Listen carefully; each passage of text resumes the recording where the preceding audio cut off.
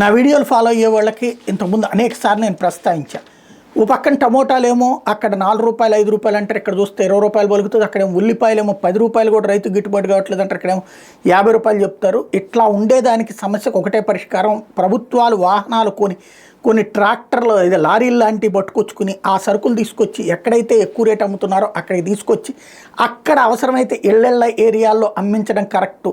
ఇదివరకు జగన్ ఉన్నప్పుడు ప్రస్తావించాను నేను, అంతకుముందు చంద్రబాబు ఉన్నప్పుడు ప్రస్తావించాను.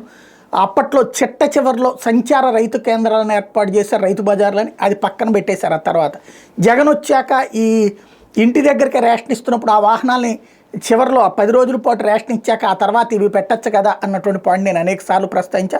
తక్కువ ధర కూరలు ఇంటి దగ్గరికి ఇస్తే కనుక జనం మిమ్మల్ని హర్షిస్తారు కదా అని వాళ్ళు పట్టించుకోలేదు. ఇప్పుడు సంచార రైతు బజార్లని మళ్ళీ తీసుకొచ్చేటందుకు రాష్ట్ర ప్రభుత్వం అడుగులు వేస్తోంది. ఇట్లా ఆల్రెడీ కొని రిపేర్ల కోసం పక్కన పెట్టబడినటువంటి వాహనాలను రిపేర్లు చేయించే ప్రక్రియ ప్రారంభించారు. ఇప్పటికే పొన్నూరు, గుంటూరు, మంగళగిరి లాంటి ప్రాంతాలలో ప్రయోగాత్మకంగా చూస్తున్నారు. రాబోయేటటువంటి రోజుల్లో రాష్ట్ర వ్యాప్తంగా సంచార రైతు బజార్లని ఏర్పాటుకి రంగం సిద్ధం చేస్తున్నారు. ఈ సంచార రైతు బజార్లకి ఎక్కడైతే తక్కువ ధరకి అమ్ముడుపోతున్నటువంటి సరుకుని కొనుక్కొచ్చి అందజేయడం అన్నటువంటి కీలకమైన బాధ్యత తీసుకుంటే బాగుంటుంది.